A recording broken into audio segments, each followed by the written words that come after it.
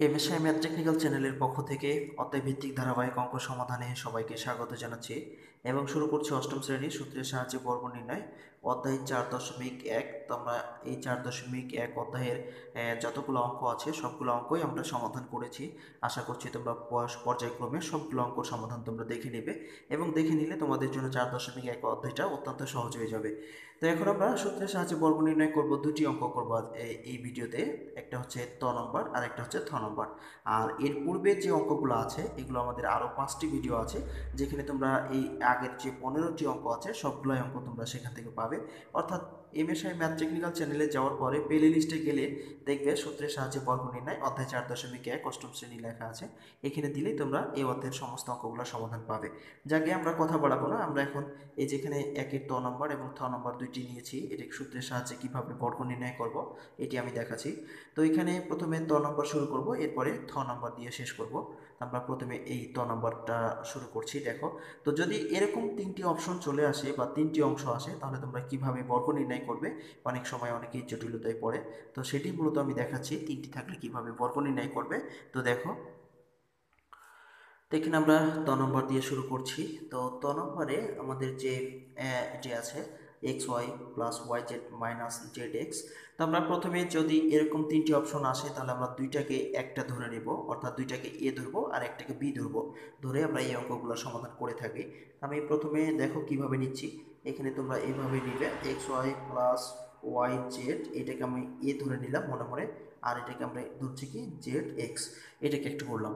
তো এইভাবে first bracket দিয়ে দুইটাকে একটা করে নিলাম। এখন আমরা বর্গের যে হোল স্কোয়ার করবো, আমরা x y plus y z এর উপরে মাইনাস জেড এক্স। তো এইটাকে সেকেন্ড ব্র্যাকেট দিয়ে আমরা কী করলাম, যেহেতু বর্গ নির্ণয় করতে বলছে তাই আমরা স্কোয়ার করলাম। এভাবে স্কোয়ার করে নিতে হবে। তো এখন আমি এই দুইটাকে এ ধরেছি আর এটাকে বি ধরছি। তো এ মাইনাস বি হোল স্কোয়ার। এ মাইনাস বি হোল স্কোয়ারের সূত্র হচ্ছে আমাদের এটা এ square minus two A B plus b square. আমরা এখন এই সূত্র অনুযায়ী এটাকে কি করব, এই সূত্র প্রয়োগ করব। তো আমরা সূত্র যদি প্রয়োগ করি তাহলে আমাদের এরকমটা দাঁড়াবে। এখানে আরেকটি কথা বলে নিই, যে হয়তো মনে করছো তোমরা যে স্যার প্রথম দুইটাকে আমরা এই ধরলাম, যদি শেষ দুইটাকে এই ধরি, হ্যাঁ হবে, কোনো সমস্যা নেই, শেষ দুইটাকে ধরলেও হবে। তো যে প্রথম দুইটাকে ধরাটাই সবচেয়ে বেশি বেটার হবে, কারণ এটা সহজ হয়ে থাকে। এখন আমরা এটাকে সূত্র প্রয়োগ করবো, অর্থাৎ এ মাইনাস বি হোল স্কোয়ারের যে সূত্রটা আমরা এখানে পেয়েছি এটা।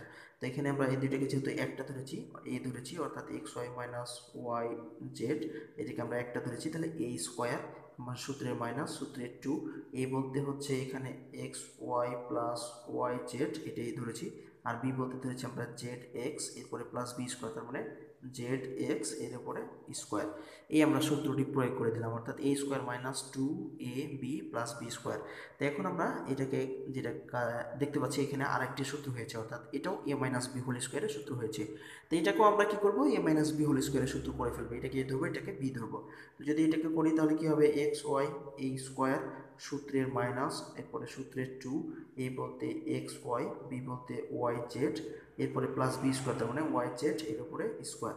এটা আমরা এই ব্র্যাকেটের ভিতরে এই অংশটার কাজ করলাম, এরপরে মাইনাস আছে মাইনাস দিলাম, এরপরে এইটা সবগুলাই গুণ অবস্থায় আছে, তাহলে গুণ করে নিব, অর্থাৎ টু এক্স জেড এরপরে এক্স ওয়াই, এই সবগুলোকে গুণ করে নেব। তাহলে টু, আমরা প্রথমে টু লিখে দিই।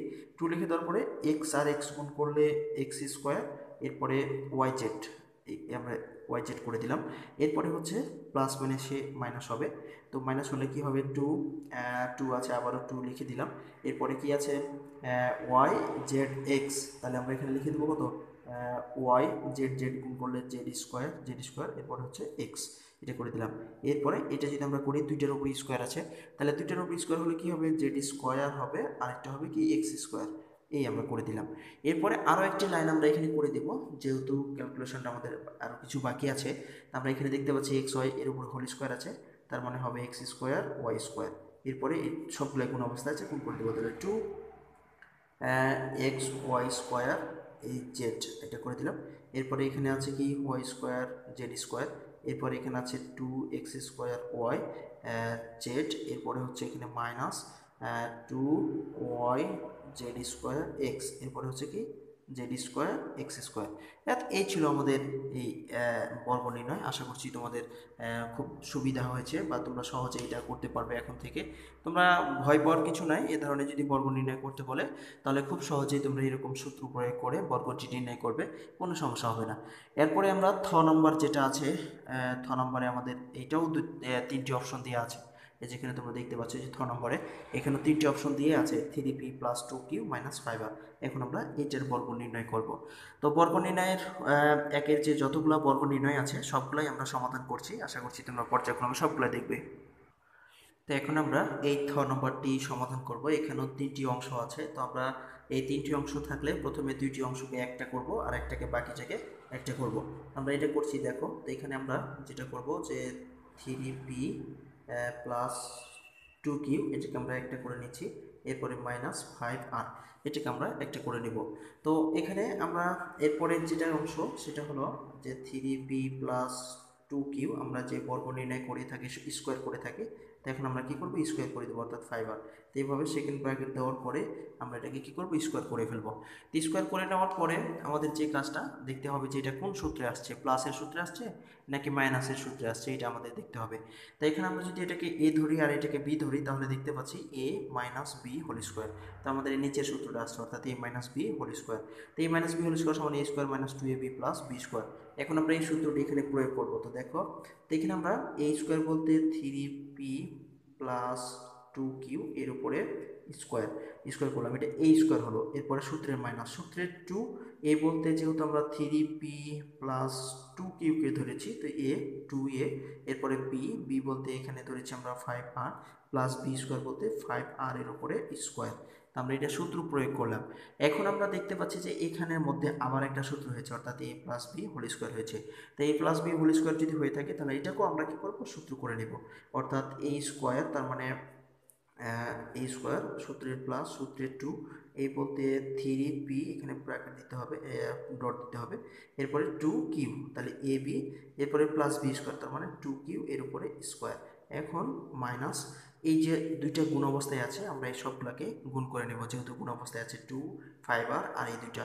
তো আমরা প্রথমে প্লাস মাইনাসে মাইনাস, 5 দুগুণে 10 আর 3 10 30, তার মানে এখানে হচ্ছে কত, তাহলে 30 PR। আমরা এখানে 30 PR করে দিলাম। এরপরে প্লাস মানে সে মাইনাস, 5 দুগুণে 10 10 দুগুণে 20, তাহলে এখানে হচ্ছে কত, 20 QR।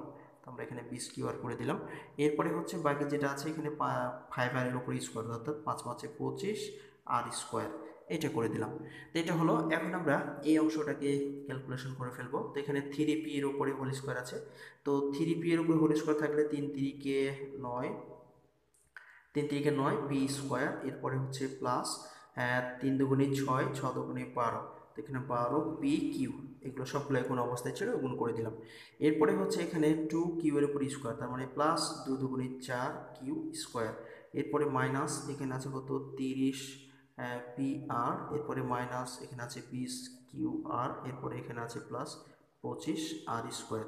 এই হলো আমাদের এই অঙ্কের বর্গ নির্ণয়। আশা করি তোমাদের আর কোনো সমস্যা হবে না। এখন থেকে তোমরা খুব সহজে এই ধরনের বর্গ নির্ণয় করতে বললে তোমরা খুব সহজেই বর্গ নির্ণয় করতে পারবে। তো ধৈর্য সহকারে অনেকক্ষণ সাথে থেকে আজকের এই লেকচারটি দেখেছো তোমরা। যদি ভালো লেগে থাকে তাহলে অবশ্যই ভিডিওতে একটি লাইক দিয়ে কমেন্ট বক্সে তোমাদের মতামতগুলো লিখে জানিয়ে চ্যানেলটি সাবস্ক্রাইব করে না থাকলে সাবস্ক্রাইব করে সবার মাঝে শেয়ার করবে, এই প্রত্যাশায়। আর আগামী দিন সবার ভালো কাটুক এই প্রত্যাশায় আজকে আপাতত এখানে শেষ করছি। খোদা হাফেজ।